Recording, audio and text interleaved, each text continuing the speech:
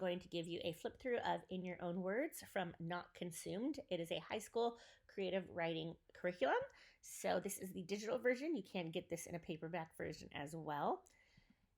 And this curriculum has 2 sections, poetry and prose. At the end of each section, there is a bonus challenge and a review and assessment. So if you're utilizing this for grade, you could grade them on their completed work as you go, and then you would have a test grade of the assessments. So I'll give you a look through this. We start with the steps of the writing process.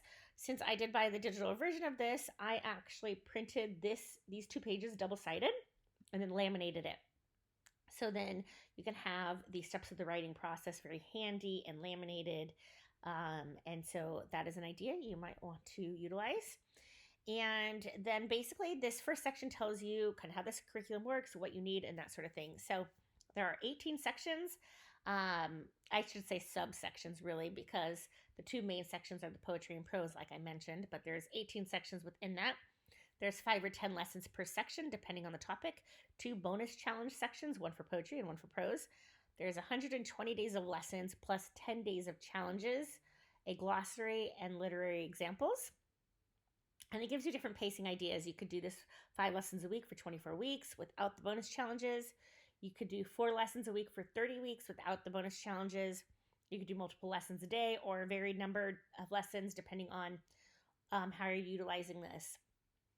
So for my students, this is an elective class that they are doing. So this class for us is once a week. And so they will try to do, if I go back up to the table of contents, they are doing haiku 1 week, shape poems and acrostic poems 1 week, and that sort of thing. Actually, they might take a little bit longer than a week, but especially down here when they get to the prose. But that's the basic idea, that they're not necessarily doing 1 lesson a day. They're doing it more of like multiple lessons a day, which is really doable, I would say.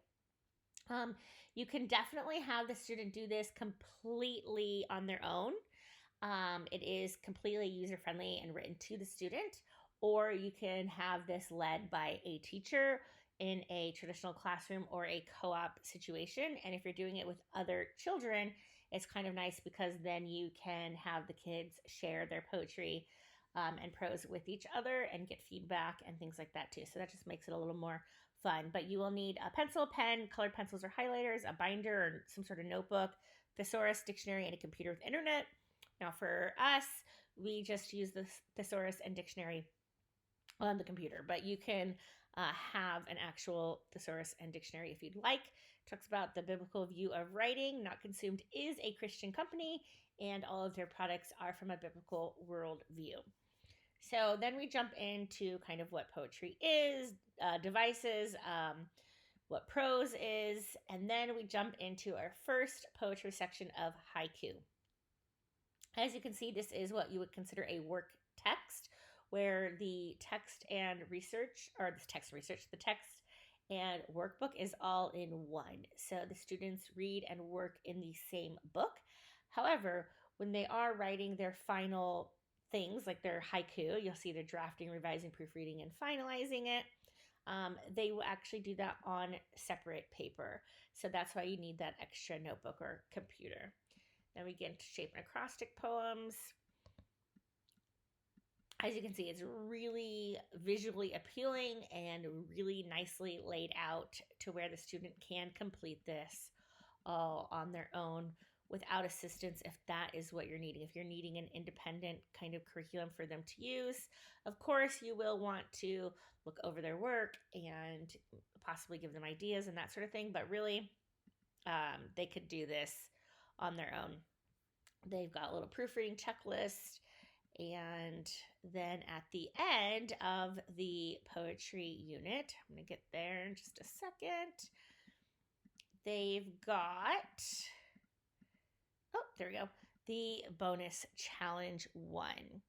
Then after the bonus challenge, so you could, these bonus challenges are optional, and you could choose to use them or not.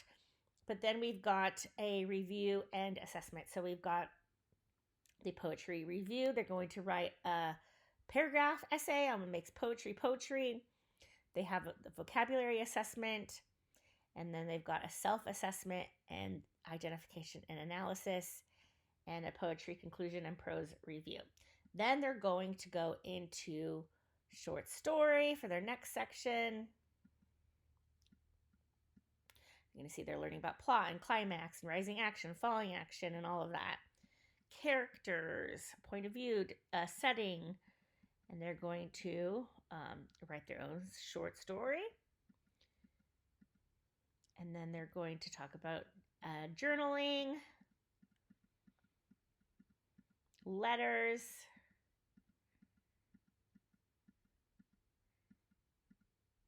and then they have their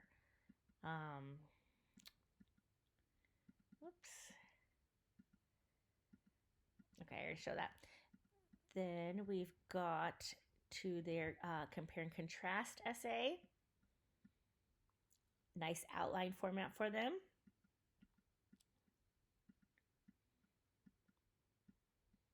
Scene essay. Personal anecdote. Drama, podcast, or video script. That's pretty cool too. And then, of course, you've got the assessment. Let me go back up here. Of our prose review, they're going to write the essay, just kind of like the poetry assessment. They're going to write the essay. They're going to have a vocabulary assessment, prose review and reflection, identification and analysis, and a conclusion. And then here we have the glossary and the end. So I think this is a fantastic creative writing curriculum. It can be used in high school for sure. I would say you could probably use this for an 8th grader or a really advanced 7th grader who really is into creative writing. And yeah, so I hope that gives you an idea of what this curriculum is like. Find it on Not Consumed website. I will leave that down below. And if you have any questions, let me know. Thanks so much. Have a great day.